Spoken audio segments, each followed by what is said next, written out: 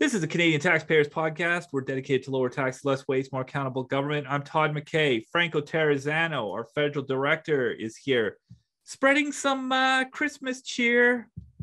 He's also throwing some coal around. He's throwing chunks of coal all over the place because we put out the 2021 Naughty and Nice list. Here's a clip from some of what Franco's been talking about. Now, the argument with Julie Payette is, well, that's what governors general are entitled to. And so even though she resigned, basically was forced to resign, without changing the rules or the law, like she gets what she gets. Yeah, I think that's pretty crazy. I mean, at the CTF, it's our job to cover these outrageous government perks. So we do that from coast to coast, all different levels of government. And let me tell you, the perks for a governor general may be the most unfair that I've covered during my time with the CTF. And that's really saying a lot. All right, Franco. Thanks for chatting. Let's start with the naughty list. Let's be honest. We're all looking for bad news that we can make fun of right now. So who's at the top of the old naughty list? Well, top of the naughty list, you have to start at the top of government. And of course, I am talking about the former Governor General, Julie Payette, because she left early. Remember, she only served for, a little bit more than 3 years after the reportedly Grinch-style workplace. So even though she left early, though, she could still be eligible to charge taxpayers for more than $4 million through her pension if she continues to collect it to the age of 90. But Todd, we got some more lumps of coal because as a former governor general, she could still bill taxpayers for more than $200,000 for the rest of her life through that expense account. Which is absolutely crazy because Todd, I know if I get kicked out of the CTF team, I'm probably not going to be able to charge you guys for $200K a year. Well, even while you're working for us, I would recommend not charging us for $200,000 a year in expenses. But if you're not working for us, definitely not going to get $200,000. The crazy thing about this one is this story has been crazy for a while. The prime minister has known there's a problem, but he's not done anything about it. Just absolutely nothing. So Payette rides off into the sunset. And we'll see what kind of bills she sends back. But she definitely, they need to cut that off. So, okay, that's the top of the naughty list, but she's not alone. Who do we got next? Well, you know what? All members of parliament, put them on Santa's bad books. It's Christmas. 'Tis the season for giving. And Todd, our MPs sure do love giving to themselves. That's because during the pandemic, they've been pocketing pay raises left, right, and center. They're actually eligible for their third pandemic pay raise in 2022. Really, these members of parliament, they've been acting like Scrooge, helping themselves to bigger pay while everyone around them struggles.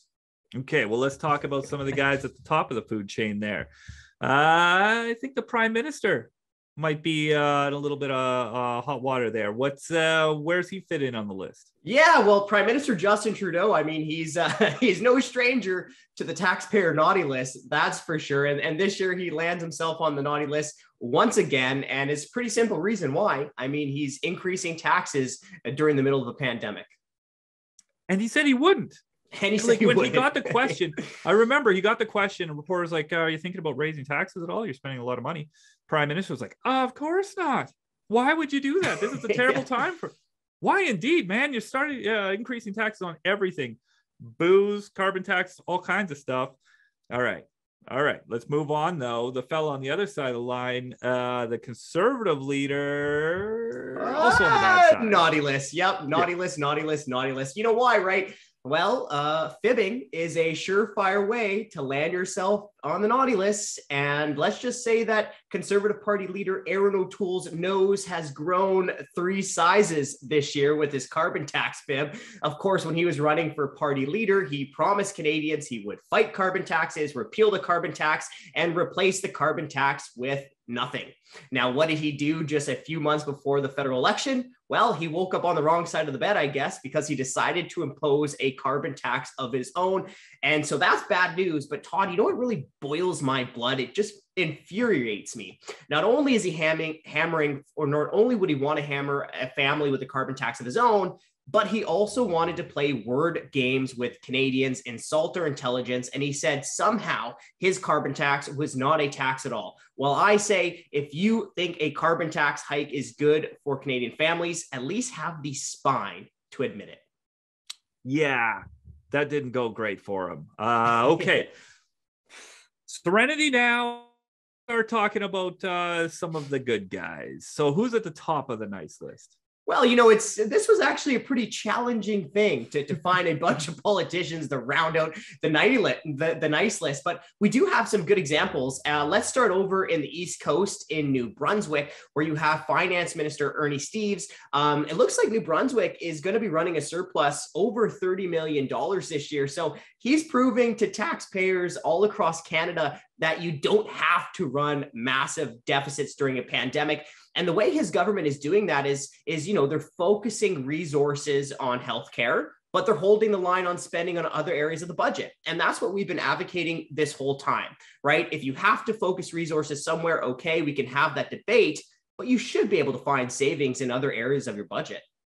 Yeah, spending more somewhere doesn't mean you have to spend more everywhere. That's what we're seeing in a lot of governments. Nice work, New Brunswick, holding the line somewhere. Who else is on the nice list? Well, you know what? Let's just go right to former councillor Jeremy Farkas. Todd, you, our CTF supporters, know that I was the Alberta director previously.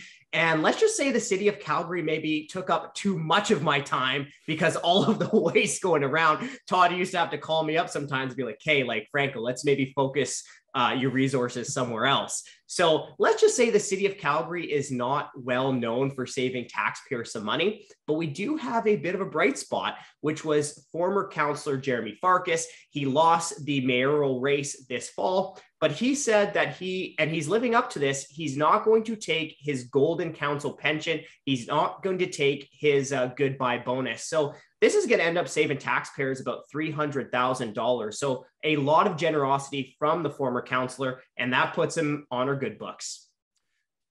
All right. It's funny when you look at where we could have gone with the naughty list. A lot of political parties could have gone on the naughty list for taking the wage subsidy. Oh yeah, meant for struggling Canadians, and they just stuck their nose right in the trough and sucked it dry. But then at least one federal party didn't. They made the nice list as a result. Who wore the white hat on this one?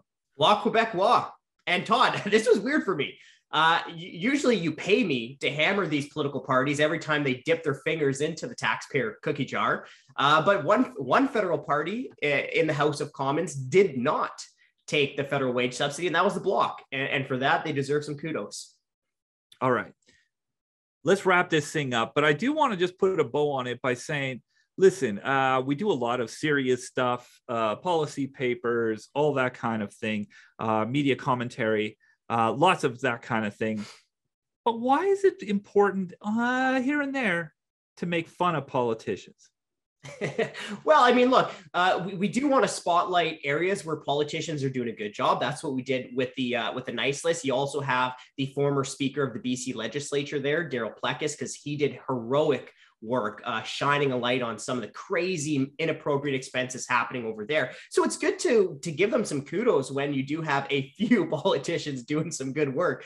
But also, like, we need to make fun of these politicians when they're doing bad stuff. Like, they need to be sometimes knocked off a pedestal a little bit, right? So it's good to throw some shade. It's good to throw some coal, I guess. And it's good to make fun of them. Plus, like, this is a great way for us to raise the issue with Canadians. Everyone is trying to relax, enjoy their holiday season. And we hope this nice and naughty list is a good way to shine a light on some wins, but also some bad behavior. All right. Thanks a lot, man. Hey, man. See you later. Hi, I'm Scott Hennig, president of the Canadian Taxpayers Federation. If you've got another minute, I'd like to ask you to think about the one person you know that would really enjoy listening to this podcast. Do us a favor and do them a favor and send them a quick note to let them know about it. At the Canadian Taxpayers Federation, we believe there is power in numbers. That's why we've worked so hard to build an army of taxpayers who are ready to push back. And we did it because people like you shared our work with that one person that they knew would really appreciate taking part. Thanks for listening, and thanks for doing your part to make Canada a better place.